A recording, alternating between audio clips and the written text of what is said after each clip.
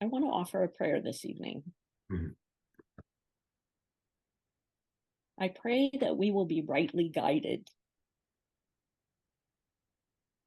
that this will be a time of blessing, and that we will increase our understanding and decrease our fear. That love will be apparent and guide our way now and in the important peacemaking work ahead.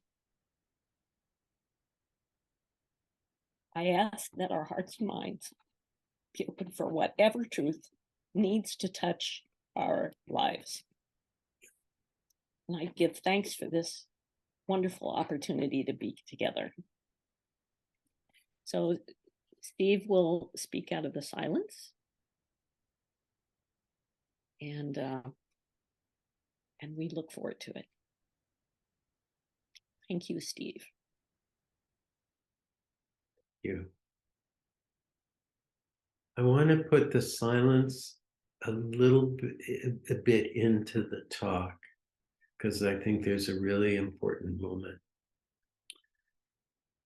So this talk was scheduled before October 7th. And originally the title was, Is It Apartheid? Reflections on a Quaker delegation to Israel and Palestine. And that will be a significant theme tonight, but the shockwaves of anger, fear, horror that have erupted since the vicious mass murdering attack of Hamas in southern Israel, and then the response of collective punishment to 2.2 million people in Gaza has just made this really, really a charged time. And I want to get to some of the background of what I think of how, why there's a need for really working for peace with justice on the long term, as well as addressing the current situation. In the meeting at Friends Meeting of Washington, there is a newly married couple that is very dear to us in the meeting. One is a liberal Zionist Jew, the husband, and the wife is Palestinian American who graduated from the Ramallah Friends School that Chris mentioned. And they are in love, and they travel to Israel and Palestine together. They talk a lot about it. And since October 7th, they have shared with a number of us the pain of being in love in this time. And the husband, as a liberal Zionist who does not like the military occupation and suspects it has risen to the level of apartheid, still very much wants Israel to be a vibrant community and to be safe. And his natural tendency was to feel for the victims in southern Israel, and more intellectually, it shouldn't be happening what's happening in Gaza. The wife had her natural affinity of I feel intensely the pain of the Palestinian civilians, 2.2 million, who are being kept without water, food, medicine, electricity. And she had to stretch the empathy. Though she got it, but it was just that. And I'm just happy to report they're still in love. And they've expanded their hearts. And so I wanted to start today with just a moment of silence for everybody who's suffering. Let's see. And the suffering is great. And I think before I talk about analysis, vision, and strategy of the current situation and its history and where we might go, I just think we have to open our hearts to everybody who's suffering. So this is an acute crisis. So let's just have time for a little prayerful reflection.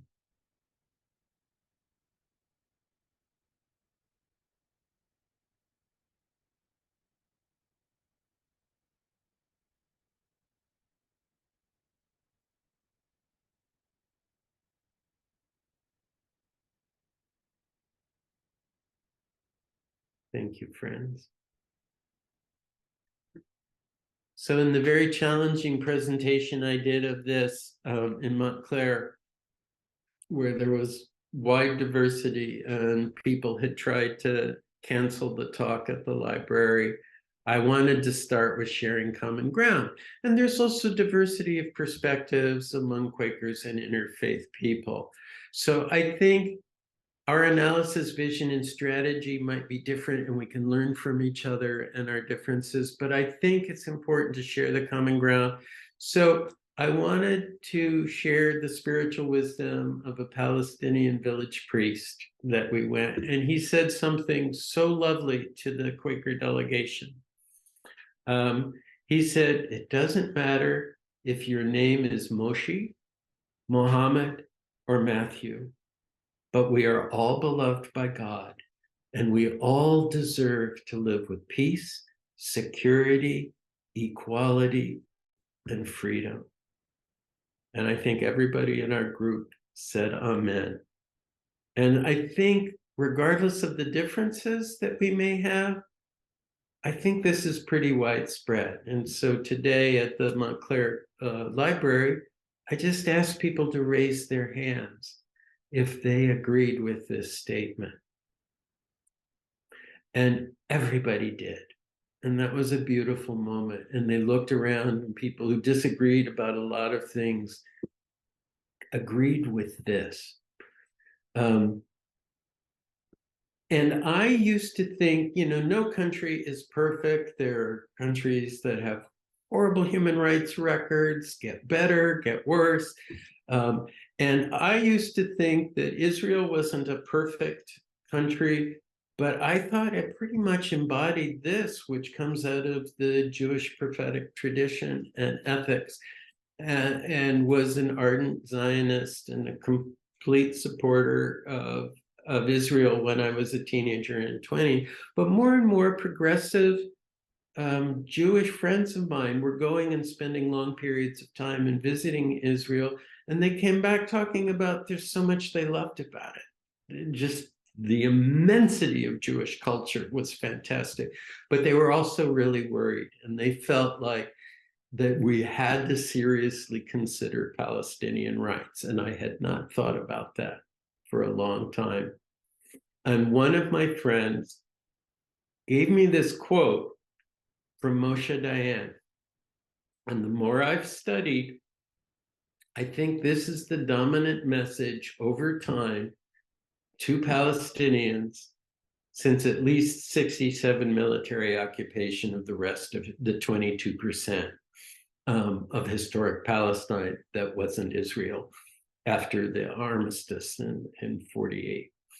And I found this shocking. And I'm just going to read it out loud. You can all see it. But he was speaking towards in public to a Palestinian audience. We have no solution. You shall continue to live like dogs, and whoever wishes may leave, and we will see where the process leads. And since 1967, we have seen where the process leads. Since October 7th, we have seen it as an acute crisis of mass murder on both sides, but at very different scales. So the choice we have is more mass murder and seeking the negative piece of the graveyard where you somehow kill everybody who's your enemy and who might be in the future. This is not the Quaker way. The other choice of what now is to de-escalate the current crisis, but go deeper and address the underlying conflict in order to achieve positive peace. And there's sort of three elements that major Quaker organizations around the world have really stood up for very clearly, and I'm grateful for their leadership. First is ceasefire now. Just stop the mass murder.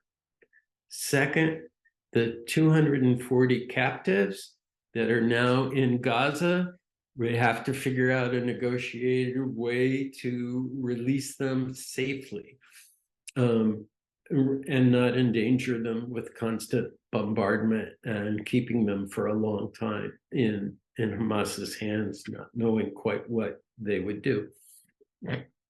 And of course, restoring humanitarian aid to 2.2 million civilians in Gaza who are being collectively punished, over 1 million being displaced. There are factions within the current state of Israel that wants to drive everybody into the Sinai in Egypt and not let Gazans back. Hopefully that won't happen, and other heads, wiser heads will prevail. So those are the three things that I think can help as we move and push U.S. policy towards this, because the U.S. is the greatest enabler of the current atrocities that are happening in Gaza and some in the West Bank.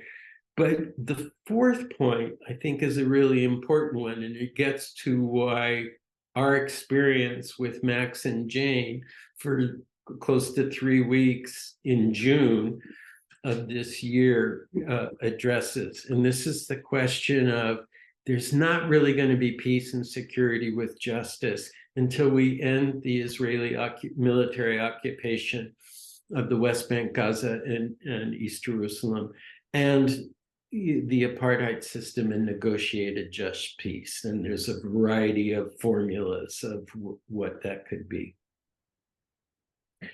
Many international, it might be controversial among the people here whether it really is an apartheid state. Many international human rights, Amnesty International, Human Rights Watch, and then Bet Salom, which is a Jewish Israeli human rights group, came out with a report explaining why they thought it was apartheid.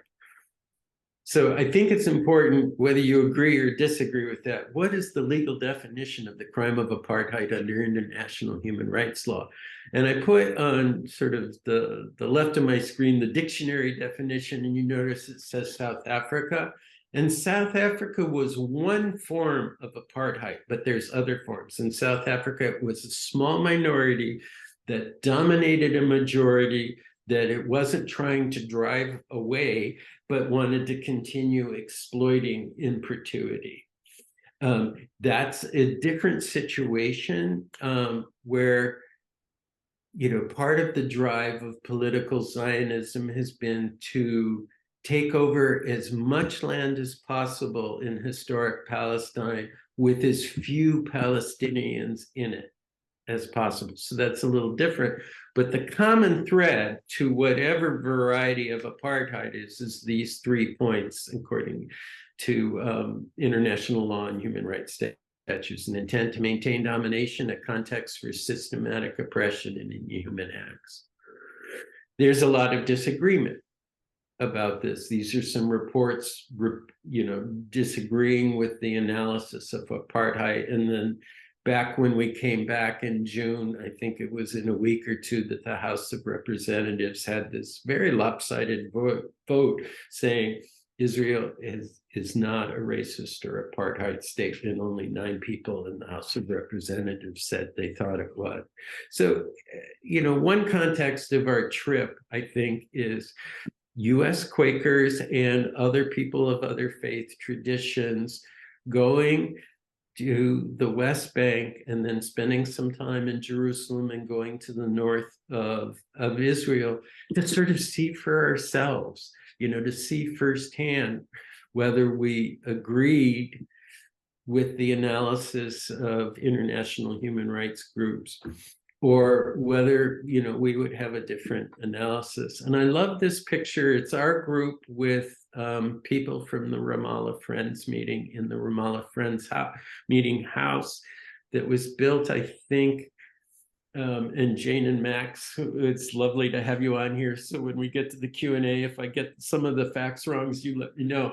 But I think it was built in 1910 during the First World War. I think it was taken over by the British and turned into an officers' club. So it was a bar. And then after World War I, they gave it back to Palestinian friends. But you can see the people from the delegation. We ranged in age, I think, from 17 to at least the upper 70s. And it was a great group of people. And in terms of this map, we didn't go to Gaza. We were in the West Bank. We visited lots of villages, but spent a lot of time in Ramallah, some time in Jericho and in Bethlehem and Nablus. We tried to go to Jenin, but I'll explain why we didn't get there. And then we spent a few days in the Old City and around in Jerusalem, and then we traveled north through the Galilee, but also up to a kibbutz on the Lebanese-Israeli border. And so we, got some diverse perspectives from different people. Now, I just want to say that, the obvious thing is, why would Quakers go there?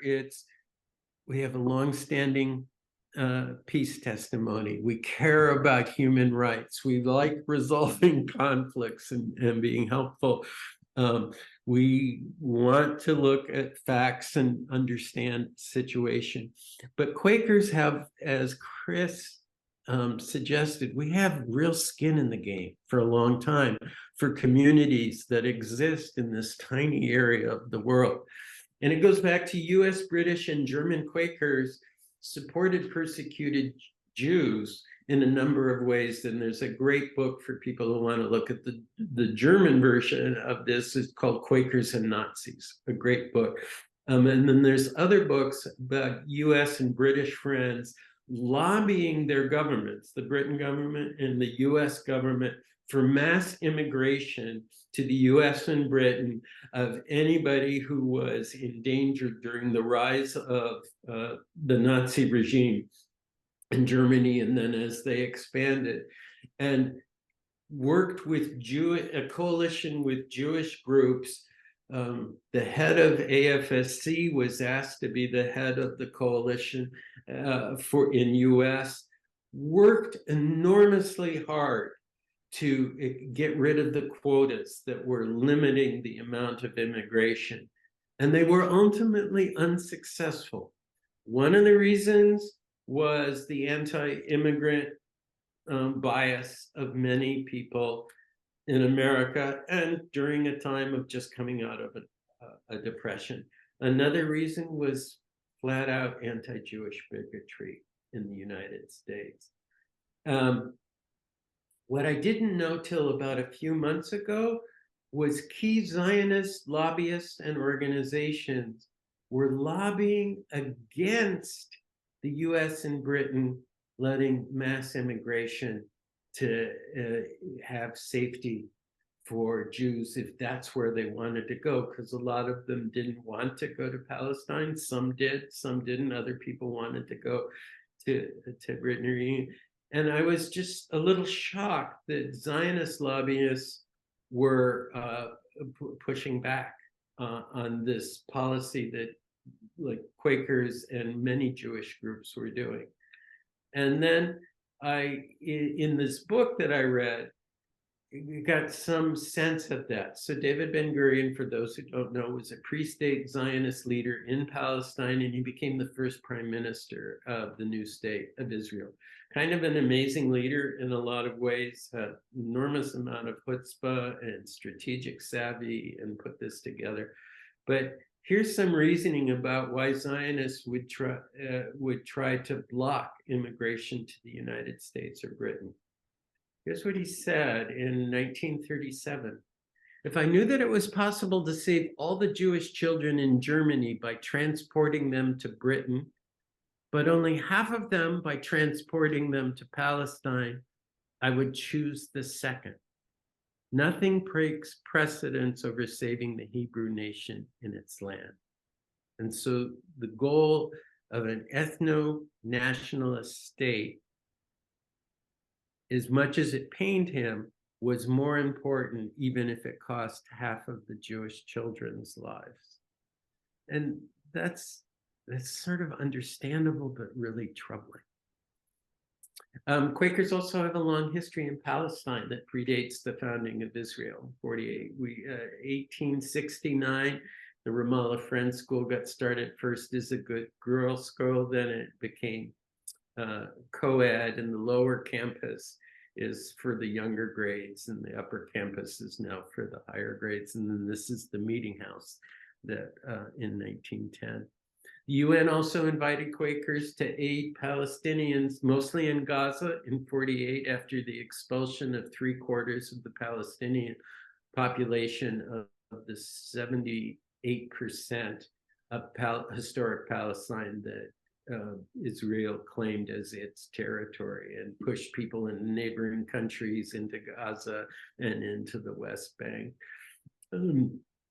Quakers did that for 2 years, and then they realized that Israel was never going to let the refugees back. And so they put the responsibility back on the UN, because they felt it would just be enabling an injustice to the Palestinian refugees that they couldn't go home to their farms and their businesses and their homes. And Quakers have been visiting and seeking peace. These are 3 examples from different decades of AFSC publications of trying to find a way that there is peace and equality and justice for everyone who lives in what was once historic Palestine. And then these are our trip leaders. And I just want to do a shout out to them. Max did a great presentation webinar ahead of time before we went on the trip in June. And both of them have been going, Max, since 1970, when he taught for 2 years as a conscientious objector as alternative service at the Ramallah Friends School. And they've gone back and they've brought they have so many relationships in Palestine and Israel. So I want to do a total shout out. If you're thinking of ever going to Israel and Palestine, this is the couple to go with on the Friends United meeting trip. We would be walking along the street in the back streets of Ramallah, and people would come up in cars and roll their windows down and go, "Max, Jane," and then there would be a lot of chatting. They know so many people, and we were able to stay in families' homes that had Guilford students that Jane and Max are sort of the U.S. parents for when they come to Guilford College. And this is also this is maybe taking a little time, but Max's great aunt Anise, he just did a great Anise did a great book about her time from, I think, 1929 to 65, teaching at the Ramallah Friends School, and then being asked back after the military occupation to help the school navigate how do you run a school under military occupation. And their daughter, Maya, has written some amazing things on the history of nonviolent resistance against the occupation. So these are just pictures when we went from Tel Aviv, the separation wall. And I was surprised at this red sign, in that we were going into Area A because Oslo divided the area of the occupied territories in A, B, and C. C is the largest. It's about 60%, at least of the West Bank. And that's under complete military and civil control of the Israelis. Area B is under the military control, and it's a smaller, but has some civil from the Palestinian Authority. And Area A are the few big cities So it's not contiguous at all. But you go, as you're going from Jerusalem to Ramallah, is that this is dangerous. Israeli citizens are forbidden by law to go into Area A. And the unfortunate thing is that that means that many Palestinians only know Israelis who are occupying soldiers or often fanatical and armed violent settlers. So they don't have a lot of firsthand experience. A lot of people don't have a lot of firsthand with the Israeli peace movement. And so that's something that needs to be worked on. And if you've never been to the Ramallah Friends School, it is an oasis and it's beautiful. And there are these sort of posts all over talking about the key values of Friends that guide the school. So we met with the head of school. This is the clerk of Atlanta Friends meeting, giving the head of school, Raina, a beautiful quilt. And it was just very welcoming, and we had dinner. And now we're getting into the part where we were experiencing questions about, is it apartheid? And our first big meeting was Shadi Khoury, and some of you may be aware of him. He's a student at Ramallah Friends School. He was abducted in his home in East Jerusalem by, I think it was 40 soldiers coming in the middle of the night. And this is a common experience for Palestinian children. The family was held at gunpoint. His grandmother was there, his parents, siblings, and he was taken outside in the middle of the night in his underwear and beaten. And then he was put in administrative detention. They didn't have charges against him for the longest time. And then he was finally charged with vandalizing a car during an anti-occupation demonstration.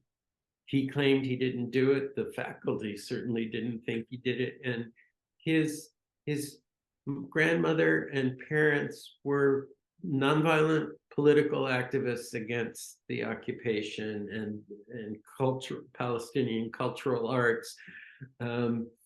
And so they feel that that's part of why he was attacked. He finally got charged. He's had sometimes in prison. The 15-year-old that was the witness against him recanted his testimony completely on the stand, said, I don't know Shadi. I've never seen Shadi. I did not witness him damage the car. I was pressured and intimidated and beat up in order to provide false testimony. And we talked with Shadi, and he was just this lovely young man. And somebody in the group asked him sort of how he kept it together all this time. And he was also moved to a prison in North Israel that his parents didn't have a permit to travel in Israel, so they couldn't visit him. So he was all alone, beaten once for singing a Christian hymn to keep his spirits up. But we asked him, and he said, and this was very poignant, well, I got off better than George Floyd.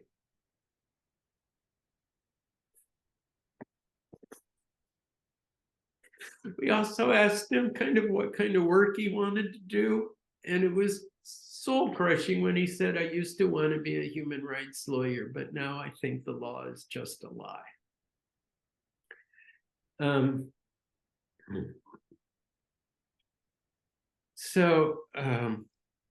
The other talks, but he was well supported by his family. The school supported him, and he said his faith in God did it.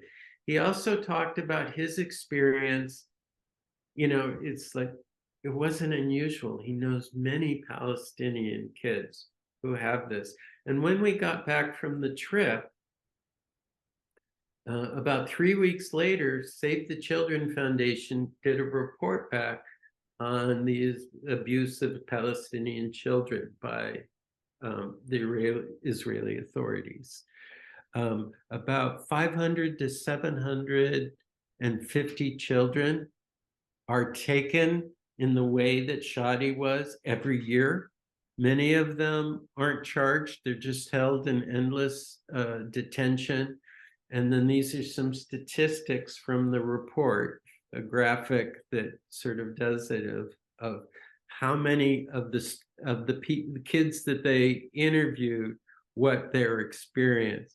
16% hit with guns and sticks, 70% or 69% reported being strip searched, 42% injured, including gunshot wounds or broken bones, and Shadi had broken bones, beaten after detention, and 65% arrested at night, which is sort of part of, sharing the, spreading the terror of you cannot even be safe in your own home. So that was on our mind on the first night that we were there together. But we woke up hearing gunshots about a mile away and 3 or 4 explosions. And it turns out there was a house demolition very close to the lower campus. And so we went to the lower campus that day. This is the principal of the lower school. And she was informing us of what she knew, and she burst into tears because her son had been in the restaurant underneath where the apartment that was blown up. And there were about like 100 soldiers with rifles. There was shooting in there before they set the explosions, and her child was hiding underneath a table in this little restaurant, and finally came out and put his hands up and said, "I'm a Christian and I just want to go home." And there were guns trained on him, and the IDF soldiers said, run fast. And he ran and just hoped he wouldn't be shot, because some people were shot. We then went to the house demolition, and so you can see the Coca-Cola sign is where the restaurant was. And the other thing the principal said is that when she was crying is there's just so many stories like this. And so here we are in Area A, Ramallah, and this is common that if somebody's picked up suspected for a crime and like a violent crime, which and this is where the family lived of the person who was picked up and suspected of the crime. They call up the Palestinian Authority and say, we're going to do an incursion into your area, remove your police and security forces from the neighborhood. And the way the PA is structured is they do that. They don't protect Palestinian citizens very well from these armed incursions. So 100 people came in, there was shooting, and then they blew up this house, which was the family's house. And this is the delegation just talking with neighbor people about what they had seen and what they experienced. And there's some rocks here that were thrown at the soldiers, and the kids don't feel like the PA is going to help them, and so it's kind of a David and Goliath moment. And then here are kids cleaning up the blown up apartment. And I find this very beautiful as they put out a plant for everybody in the neighborhood to see. And there's an Arabic word, samud, which means steadfastness or resilience. And just like we're here, we're going to stay here, and we're going to make the best we can of it. We met up with journalists who, of course, the man on the right, I think Ashraf, if I'm pronouncing his name right, is like an old family friend of Jane and Max's. And I think he was a graduate of the Ramallah Friends School. And he described the whole thing about house demolitions, which are very, very common, that anytime a suspect is picked up for what is considered terrorism or doing something like that, it is routine policy to blow up the family house, which is collective punishment and illegal under international law. He talked about two journalists were shot, one in the stomach and one in the head. The journalist shot in the stomach was in okay shape. The person shot in the head, we'd never, I think, found out.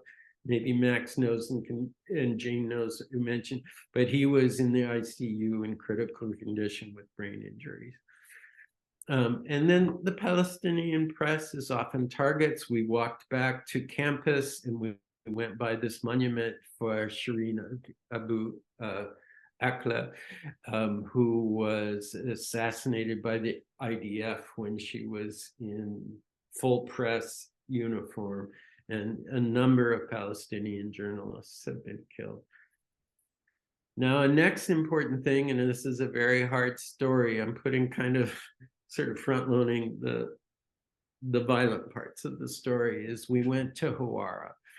And for those of you who haven't heard, but many probably have, in February of this year, after the new Israeli government, the most extreme right-wing, openly racist, where ministers have been charged under Israeli law for being terrorists, are now key ministers in the government in defense. And then Smotrich, who's finance, but also is in charge of the settlements, describes himself as a fascist homophobe, and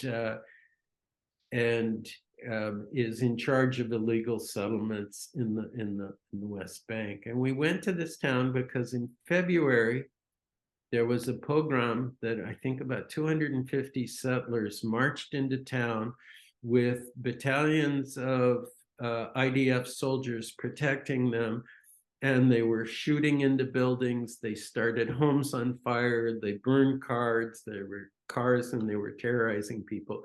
And we talked with the mayor, and the woman who's speaking here was sort of the public relations person of the village. And they told us this story, but the woman broke my heart the most because she talked about the impact on the children and the fear, and how even if their house wasn't burned badly and it was able to be fixed, they didn't want to go home because it was such a scary place.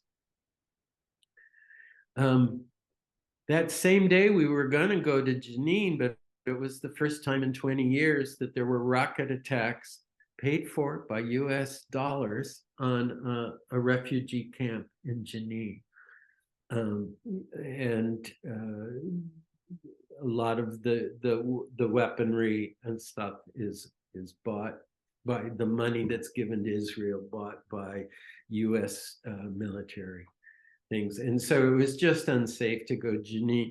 We went close by to Nablus, which was on edge. You could tell the city was on edge. And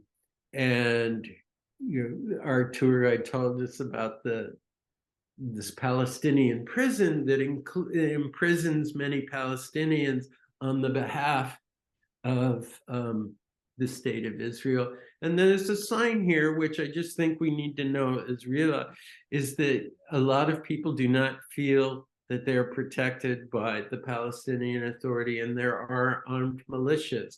Then there were certain part of the old cities in Nablus where there was here, and at one point, our guide said, we have to go. And we left the old city. It was just a very tensioned time. One day later, this is a highway that we went by, and a gas station and convenience store we went by. After the attack on Jenin, 2 Palestinians killed 4 Israeli settlers, and a settlement is really close to here. It's I don't know the exact motives. I think there's a possibility it was sort of retaliation. Both of the Palestinians were shot and killed as to protect harm from additional settlers. The next day we met with Mustafa Barghouti, and there's so much to say about this guy. He is the head of the Palestinian Medical Relief Society. He is a doctor. He also started with Edward Said, a new political party. He's definitely against Hamas. He doesn't support the Palestinian Authority. And he told us that the polling suggests about 20% of people in Palestine have some sympathy for Hamas. About 20% have sympathies for the Palestinian Authority and the Fatah party that dominates that. But 60% feel incredibly unrepresented. And he's trying to build this new party, even though there haven't been elections since 2006. But he was also a medical doctor. And in terms of this question of, is it apartheid and does this need to be addressed before everybody can be secure, as a doctor, he told the story of if you get cancer in the West Bank, there's no cancer treatment available. You would have to go to a hospital in Jerusalem. That requires getting Israeli permits to do it. And so I think he said that 40% of the people are declined. They're just not allowed to go to Jerusalem and go to the hospital. The other 60%, which is good news in that it's at least a majority, can go under very strict conditions, and they don't go anywhere but the hospital. And they have to pay 4 times as much as Israeli citizens who go to the same hospital. And so I think you can make the argument there's 2 different kind of law structures for the people from the Jordan River to the Mediterranean Sea. He was interrupted while we were meeting with him with phone calls. And it's unusual to have a meeting where the person who's speaking and answering questions is picking up the phone calls. And this is an example of a picture of him.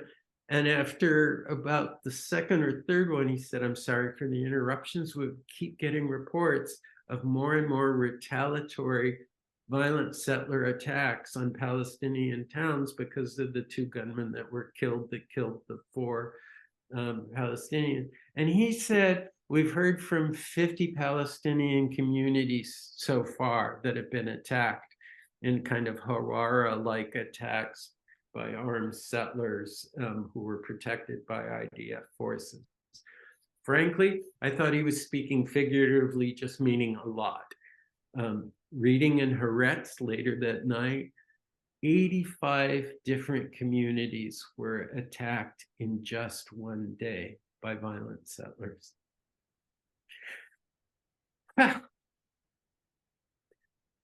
So that's in response to violent actions on the part of the Palestinians. We went to visit the Tamimis in a small village. And they have a long history of doing nonviolent resistance to the occupation. On our way there, we hit a flying checkpoint. There's about 600 official checkpoints in the tiny West Bank where it's just really slow in getting through. But there's also flying checkpoints where it just happens. This was near just a few days before, IDF soldiers at a flying checkpoint started shooting at an unarmed Palestinian family in a car. Everybody was wounded and a 2.5-year-old child died. And this was on our way to the Tamimis. Our guide took us out of this and we went a back way, and then we visited these people. The wife was unsure about whether we should come because she had been in a demonstration protesting the killing of this 2.5-year-old child and been hit by an Israeli soldier on the face with the butt of the gun and was in pain. But the hospitality was great. And so Neriman and Basil had us in their home. and they were talking about the story of the nonviolent resistance that they had been doing for decades in the Nabi Saleh village, which is only 500 people. And now there's several illegal settlements all around their village. And the settlements took over their water supply. And so they've been protesting getting their water rights back, and weekly marches to the water source. All nonviolent action. 29 of the 500 people have been killed by snipers, either soldiers or settlers, during these nonviolent protests. Everybody in the Tamimi family and many people in the village have been in prison multiple times. Basil, he'd been in prison 9 times, and in the 90s he was actually tortured, not just in prison. And so repression against, violent self-defense or offensive violence is very harsh. The repression against nonviolent resistance to the occupation is very, very harsh. And I had a good time talking with Basil because he is a close reader of, one of the major theorists, Gene Sharp's, of nonviolent action, and he knew about the group I worked with of the International Center on Nonviolent Conflict, and so we had some good talk. But they were really passionate. Some of you may have heard about their daughter, who I guess in around 2017 slapped an Israeli soldier in front of their house, and he had just shot her cousin in the head and caused brain damage. And this is his mother trying to stand between them. And then this young teenage girl slaps, and it was photographed and videotaped, slaps the soldier. The interesting thing that goes to the question of, is this apartheid? The soldier never got charged with anything for shooting her teenage cousin in the head. She slapped a soldier in great frustration and anger and anguish, and she had 8 months in prison. And everywhere we traveled, we saw, particularly in B and C, lots of settlements. And on the left is water tanks in Palestinian villages, which get filled up a couple times a week, and that's the water you have available. Whereas in the settlements on the right, they're hooked up to the water lines from Israel and use about, at least in some settlements, it's 20 times more water than the Palestinian villages and towns around it. The overall, the lower end of that is 3 times as much water and access. And there's just a difference in the buildings and the living conditions. And there's segregated roads to get there, and it's a segregated community. So I do want to talk about going to the Tent of Nations, and this is where Max and Jane were going to go in October to help with the olive harvest, and couldn't because of the events of October 7th and afterwards. It was a beautiful place. I think it's close to 100 acres on the top of a hill, and we met one of the key members of the Nasser family, and he told us this story in the old cave where his sort of grandfather, when they bought this, is they bought this land and registered it under the Ottoman Empire. So that was before 1918. Then when the British Mandate took over, they went to the office and they registered it there. In after 48, when the state of Israel came in, and then Jordan was taking care, because this is outside of Bethlehem. It was the administration of the remaining Palestinian territories. He registered it there. And then in 67, after the military occupation, and Israel then controlled all of historic Palestine from the river to the sea, he's still in court. He's still in court trying to get a registered land title. And because he's in Area C, he can't connect up to the water grid, so they just rely on their well. They can't connect up to power lines, so they run completely on solar power, and they can't get building permits to add new buildings. And there's the violence, but there's also the different rules of what's possible. And I love this. This is the sort of memorial garden, and this is to Bashara Dahar Nasur, who I think was the first person who owned the land. And it's a quote from the Bible about their commitment to nonviolence, and they run this organic farm, and they have volunteers and do programs for children. This is an example of a program on the left. And then this is looking at one of the compost toilets out on one of the 5 Israeli settlements on the hill around them. And he told us about, they have burned his crops at different times. They have come on his land with guns and said, God gave us this land, you don't have this right.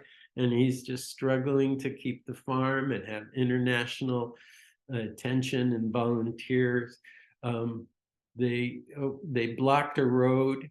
I guess I didn't have a thing by the settlement, so we had to park and then go over a barricade and then walk about maybe a half mile to get to the farm. But they have back roads to get their produce out through Palestinian villages, but they're not allowed to go out the main paved road near the settlements, because those are more segregated. And this is probably getting really long. Yes, so I'm going to start powering through, but I just want, this family we visited in a village where the husband grew up in, and this house, you'll notice that the second floor is very incomplete, because this is Area C, and they were told that they didn't have a building permit, and if they added one more brick to build the second floor, the whole house would be demolished. Across the road, they said their neighbor's house had been demolished 5 times, and he just kept rebuilding it as sort of civil disobedience of just, it's my land, I have a right to build a house. But that's just the kind of, in Area C, which it's not just military control, it's civil control, and there's very few paved roads. You're not allowed to get permits to do that. And you could sort of tell when you moved from Area C to Area B, because all of a sudden you'd be on a paved road, and then a little later it'd be unpaved, and that's Area C. We had great talks with them, and they told us many things that were quite moving. Majida is a mom of a Guilford student that Max and Jane are being sort of the U.S. Surrogate parents for, and so it was great to be with him. And we called their daughter during this time, and Jane hooked us up. And she talked about that she understands why some young people in Palestine think that violence is like a good way forward, but that it makes her feel ashamed. and she just wishes that it would be different. She also talked about she would accept a two-state solution, but her most heartfelt desire was someday to get to a single democratic state that would include Jews and Palestinians with complete equal rights and laws that applied to all of them rather than separate laws. And one person said, well, what would you call this single state? And she laughed and said, well, I don't know, Israel-Palestine? And the hospitality there was lovely. We met with Sam Bashar, who's a business person who's become very active, and he gave us a real sense of the limitations of everything has to be permitted by Israel to do anything. And he worked a lot on telecommunications for the Palestinian territories. Was a wonderful man, very funny, but it told some excruciating stories. And these were just, as he talked, he just kept bringing out more and more permits that he had to get. And the amount of red tape and how that really interferes with business development and being able to move around. And if people have more questions about some specifics, we can talk about it. But it was real eye-opening that it's not just violence, but there's just so much administrative red tape where there are just different laws depending on whether you're Palestinian or Israeli. We had a visit with the prime minister and we pushed him hard. He was a good guy. He, I guess, is friends with Max and Jane because Max and Jane, of course, know everybody. But it was a good talk, and he was, I think, a pretty decent guy that was in a very tough place. But at one point he said, you know, I don't believe in violence. Funerals beget funerals. And then a Methodist minister who was with us said, well, from your lips to God's ear. And the guy laughed and he said, well, you know, here it's a local call to God. And then I just wanted to point out meeting with Hanan Ashrawi, and like Mustafa Berghouti, I think these are kind of the leaders who are the best possible person. And she was negotiating a peace deal in the 90s in an open international confab and wanted to solve the problems. And the PLO went behind her back and negotiated the secret agreements of the Oslo with a completely different strategy of we just set up an administrative framework and then 5 years down the line we'll try to resolve the actual issues. And she had worked with the PA for a while but left because she thought it was corrupt and undemocratic, and so she's working with civil society and is a proud graduate of Ramallah Friends School. And it was fascinating talk with her, so insightful. And there really are some great leaders who are trying to do good work in the area. And then we went to Jerusalem and spent time in Israel.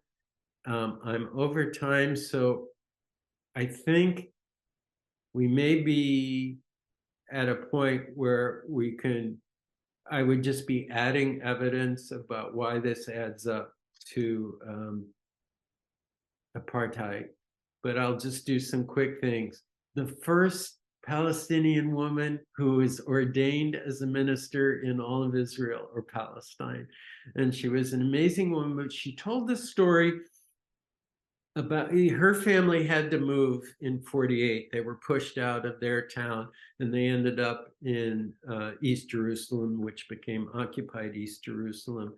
But she said something that I thought was interesting about that her family to this day has a go bag ready in case that they're pushed out of where they live now within Israel. And I have to admit, I said, well, I understand since that family's history was pushed out and ethnically cleansed from what became, out of their village. I could see why they did, but it seemed like an exaggeration. But that week in Haaretz, there was the Israeli newspaper, there was a report about Netanyahu said in a ministerial meeting, private, but they got sources for it, who said that 20 battalions of IDF soldiers have been trained to go, and here's the quote from Netanyahu, all-out war against the 20% of Israeli citizens who are Palestinians. And they just have the plan and the soldiers are trained. And so someday it might be possible that she and her family is kicked out yet once again. So, and we met with a Jewish Israeli photojournalist who was very left-wing, very opposed to the occupation, thought it was apartheid, was very, very critical of Hamas, and this is in June before that, and was prescient about the real problems with that, as I think. And she was wonderful and told her experiences. She was out that day photographing a phenomenon that's increasing with Orthodox Jewish young people walking around the old city and spitting on Christians. And we met with a woman who's both sort of an Orthodox rabbi of a feminist synagogue, but she's an educator. And we were asking her, she is very much opposed to the current government, opposed to the occupation, and she feels that it's rising to the level of apartheid. And then when we went north to the kibbutz, and as a kid, I always wanted to live for a year on a kibbutz. I think they're an incredible social innovation, and there's so much to learn from. And he was in Israeli Special Forces. He also really was pretty adamant about how much he hated the government and the religious fanaticism and creating policies that made Israel people less secure. He, though, as we talked with him, he had real anguish about there's no military solution to keep Jews safe. And yet there needs to be a defensive capacity, but he said there has to be a political solution. He made a distinction between Palestinian terrorists and the larger civilian population who weren't, and that there had to be some sort of deal. But I don't think, in talking with him, that he would describe it as apartheid. It was very poignant when he took us to the children's house on the kibbutz and then down to the children's bomb shelter, which had been used in 2006 and probably has been used since October 7th, because Hezbollah in Lebanon, who is just right there, the hills of Lebanon are just right at the border of the kibbutz. And so they've probably been there, and it just increased my sense of we have to find a long-term peace with justice solution, because nobody can be fully safe until that happens. And then we went to a very inspiring Israeli community that started in '67, and it is an intentional village where 150 families, 50% of the families are Israeli Jews, 50% of the families are Palestinian Israelis who have decided that they want to live together, and they want to live together as equals. And they started the first integrated school. The school system in Israel proper is completely segregated. And they did it, it was a private school for their village. And there are now 7 schools that are integrated in Israel. And their school was the model for much of this. I thought this was interesting, a map of the village, and then one of the symbols of the Palestinian flag and the Israeli flag in one symbol about the unity that they were trying to create. And the town had a Palestinian Israeli mayor, and she was very gracious with her time and gave us a tour. They interfaith worship. The Quakers here will like this. She said, so they have Christians, Muslims, and Jews, many of them secular, but a lot of them religious. And so how do they have a religious space? And so they create this sort of Bucky Fuller sort of dome-like space. But she said it's very much like a Quaker worship where people just quietly pray together. And it's interfaith. And then we met Rabbi Steve Bernstein, who one of our members of the delegation, a Methodist minister, had been in touch with. And he lives 10 miles from this village called, in English, Oasis of Peace. And he had never been there. And so he came, and he was part of the delegation. We had lunch with him. And he was active in the opposing the judicial reform and the pro-democracy movement that was so major for a long time until October 7th, when there was more we have to pull together and the judicial overhaul was taken off the table.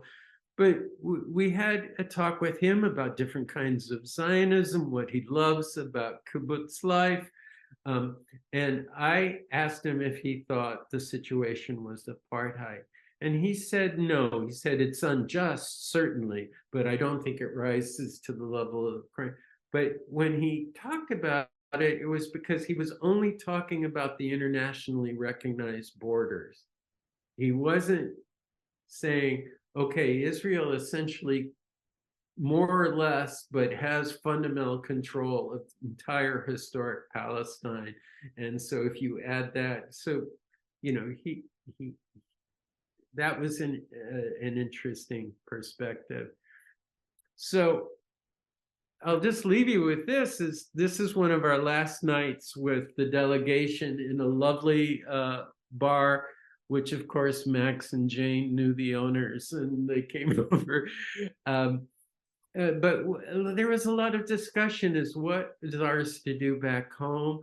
We talked a lot about the apartheid-free communities, and which is an interfaith network of congregations and community groups that's administered by the American Friends Service Committee that is saying, no, this is apartheid. We need to solve that in order to move to peace with justice in the long term. Some of us have kept in touch with each other and have had discussions and a little bit of email about the current situation. And I just want to reiterate the sort of 4-point program that I think many of us agree with, which is ceasefire now, release of the captives, restoring. And these major international Quaker groups have said this is the program, but all of their statements have said, but we need to go deeper. And from our experience, we think it really does mean figuring out a way to end the occupation in an apartheid state and figure out a just peace in this tiny space of the world. And so then there's what my suggestions for like how to move forward are you know, this is just since sort of October 7th of how do we move forward now. I think it's really important to stand up for respectful dialogue, free speech, and democratic debate, particularly after I was in a capacity auditorium today at the Montclair Public Library, where maybe 25% of the audience were standing up and screaming at me and trying to interrupt and, you know, calling me an anti-Semite for the information that I presented, and that it was nothing but hate speech and lies. And and there's a lot of repression right now for people who are trying to speak up. for Palestinian rights as part of the long-term solution. The second thing is, I think it is so charged right now. We need interfaith Jewish, Muslim, and Christian unity to oppose both anti-Jewish bigotry and anti-Arab, anti-Palestinian in the country.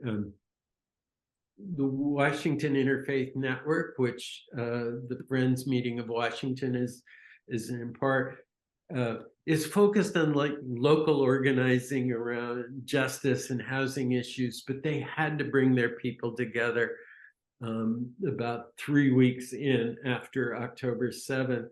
And we didn't all agree, but we had rabbis and imams and lay people and ministers sharing prayers in Arabic, in English, in Hebrew, singing songs together and saying, whatever our differences, we do agree that equality and social justice is imperative, and that we are skeptical of the myth of redemptive violence is going to get us very far towards peace with justice. And that was a beautiful moment. I cried all the way through that. 100 people in the basement of a Catholic church.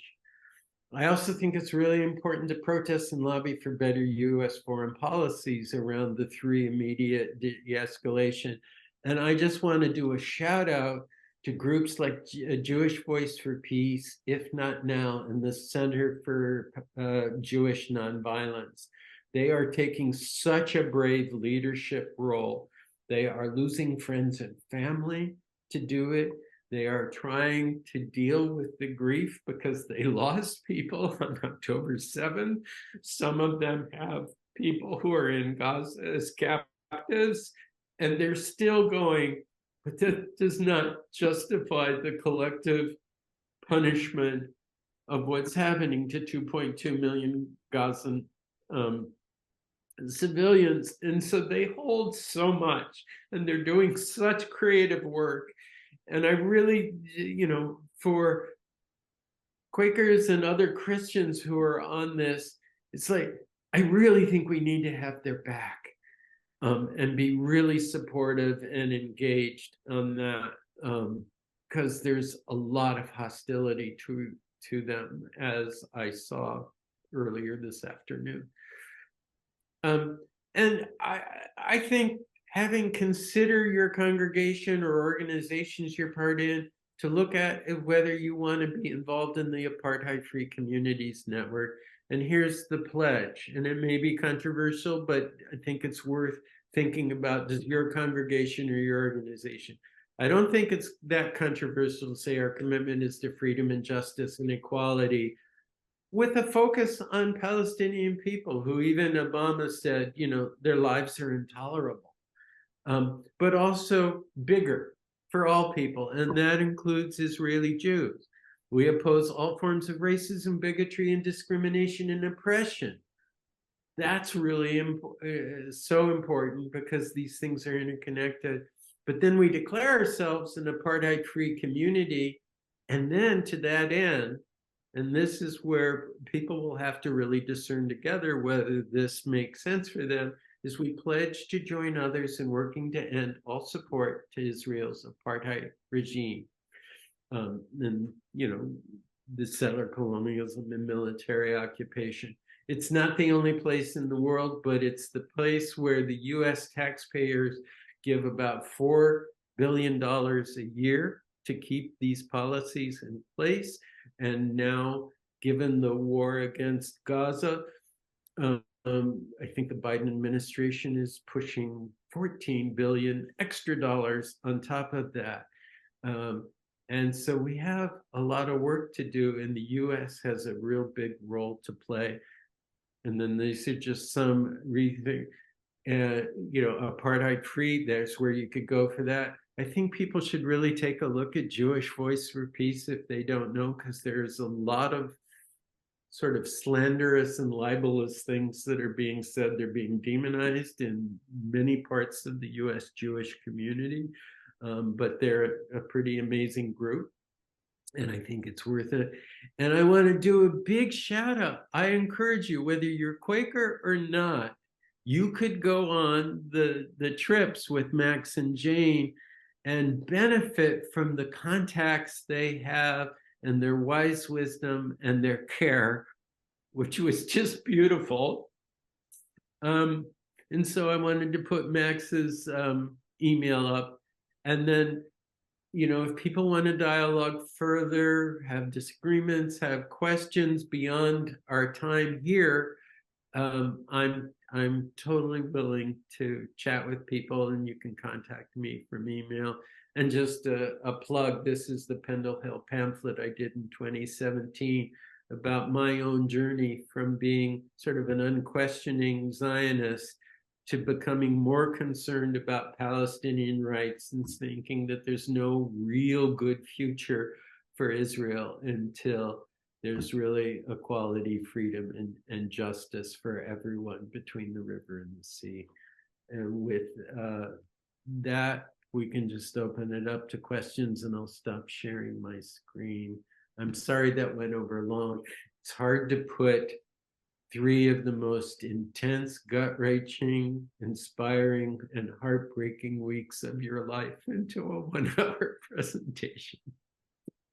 But thank you all so much for coming, and the organizers of this. And it's great to speak to a lot of New England Quakers, because in my heart, I'm still a member of Putney Friends meeting and love to go to annual sessions. And Max and Jane, it's so beautiful to see that you're here and to see your faces. Thank you so much for your ministry and your gifts.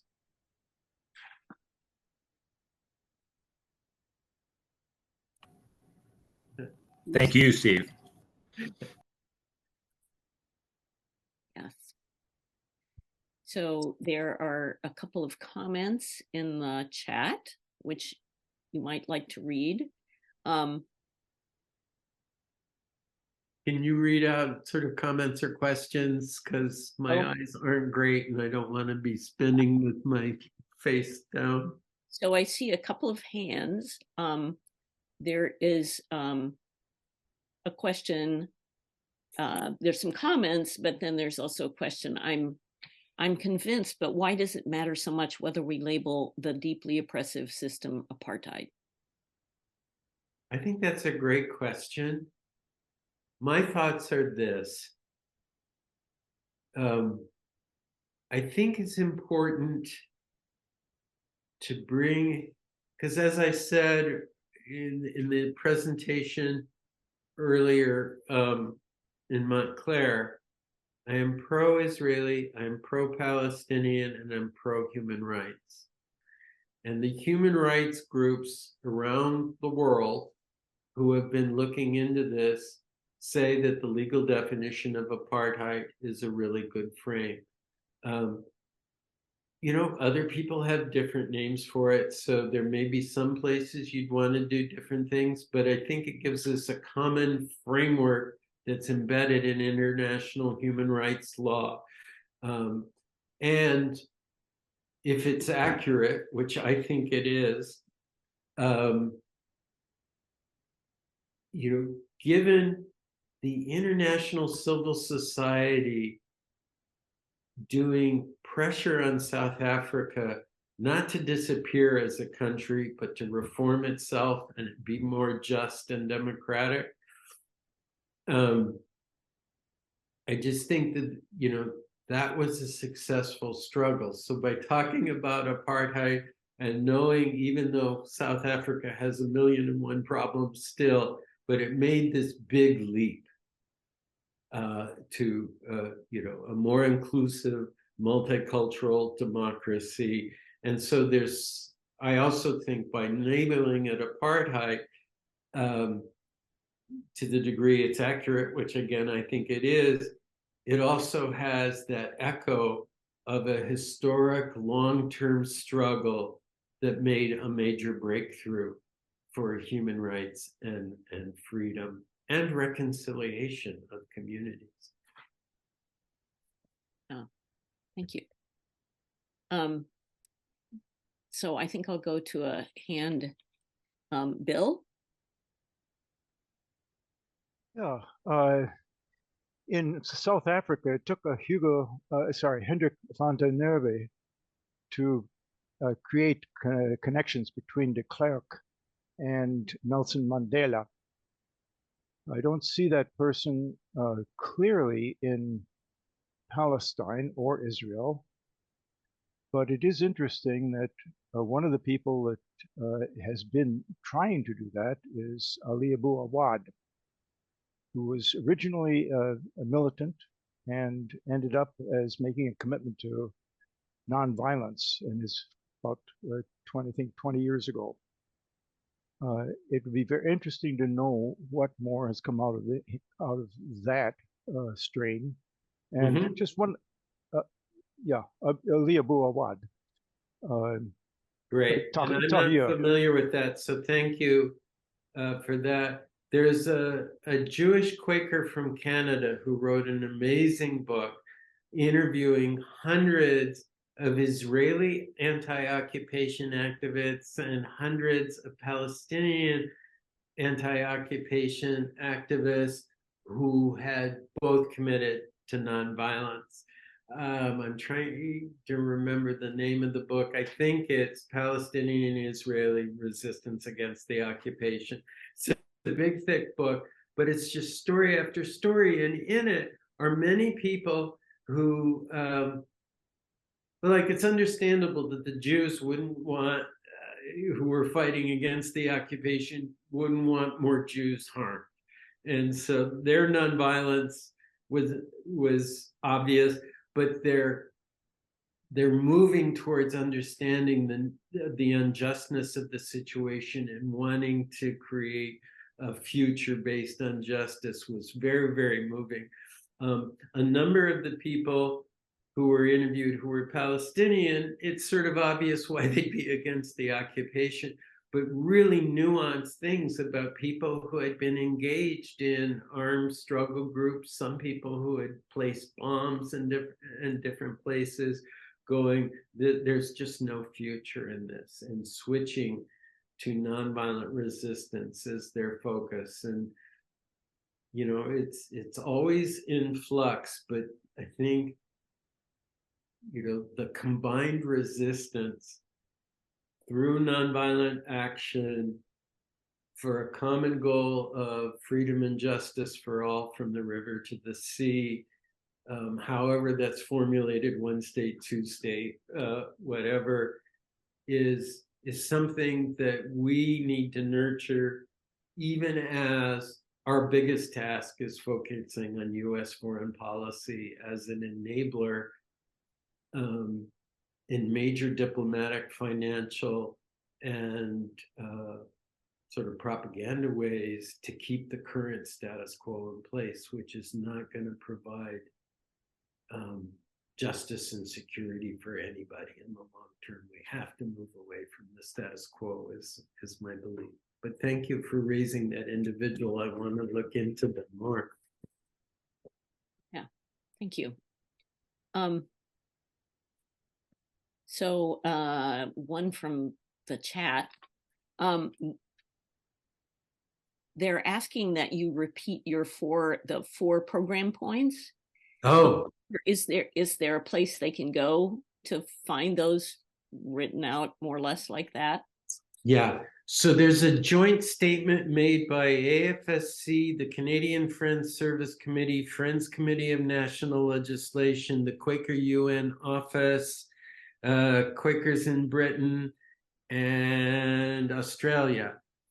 And you can get this on the website at the AFSC. It's this joint statement, and they sort of laid out the three immediate goals, and as working through protests and lobbying to move our country to support. And then they talked somewhat about, but long term, you have to deal with the oppressive conditions for the Palestinians and create more equality and justice, however that's done. And I spent most of my time in the presentation because of the trip trying to understand what is the level of oppression that we have to deal with and what is the nature of it. And they talk some in there. But anyway, the four things: ceasefire, release of captives, and restoring full humanitarian aid to Gaza are the sort of the immediate things. And then the fourth demand or intention to move on as people of goodwill and faith is to try to understand the political dynamic where there are relations of oppressor and oppressed, even though the Jewish community has historically been so harmed by Christian anti-Semitism, by discrimination, by the pogroms in Eastern Europe, and then the rise of Nazism, certainly, but also by the supposed allies who weren't allowing enough people to escape their situation because of their own anti-Jewish. And I really understand a lot of the motivation for Zionism is just, you can't trust Gentiles. They let you down over and over and over. You need a space that you can defend. And it hasn't generated, it's a mixed blessing at best. But I think we really need to understand there are some real good reasons why Jewish folks in Israel and even in the diaspora don't have full trust that Gentiles will have their back. And so I think that's one of the reasons we really have to commit to justice in Israel-Palestine and to fight anti-Semitism and Islamophobia at the same time. The link to the joint statement, which was issued on or about October 17th, is in the chat. Thank you, Arnie. Yeah.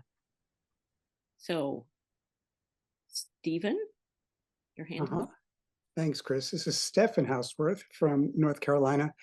And toward the end, you had a slide where you were talking about your suggestions, but I can even piggyback this on the issue of trust you just brought about, which is to say that throughout your talk, and your persona is one of empathy and caring and deep understanding.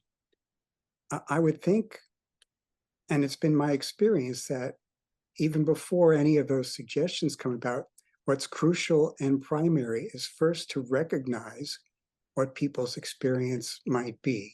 And here we have matters of personal trauma and or generational trauma that folks have understood. And unless that's recognized, people don't hear anything else. So I'm wondering if you could comment on that experience and how to go about best recognizing people's experience. Thank you. Well, bless you for that comment. I think that's key. I'm still learning, but it's why I did sort of the unity thing at the beginning of what are our common assumptions, and how to open our hearts to the suffering of both peoples. And then, my thought is then look at the challenging thing of the oppression of military occupation and creating an apartheid regime. But I think empathy is so important, and I don't necessarily know the right order. I'm sort of, what's the phrase? I'm building the road as I walk in my ministry and trying to listen to people. Today I was shouted at a lot at the afternoon thing, but some people came up to me afterwards and we had great talks. An IDF soldier who grew up in Israel came up and said, well, I agree with about 90% of what you said, but I really don't like this 10%. But we had this beautiful talk. I gave him my card. I said, please contact me. I would love to have a dialogue with you. And so I'm just trying to figure this out and be as open-hearted and share my experience and my shifting understanding over time. I think in some venues I would do less of a presentation and more of a workshop, which is really interactive, and people have small group time and some silent time and some, prayer or meditation to just sort of ground themselves and be able to extend into empathy. If I had more time, I would, talk more about different things and spend more time in the stories of the Jewish Israelis and the legitimate and concerns and fears and not sure they can trust Palestinians given some things. So I think it's a great question. I don't have a great answer. I just think we need to keep trying and figuring it out and experimenting and listening to the feedback, even when it's hard to receive.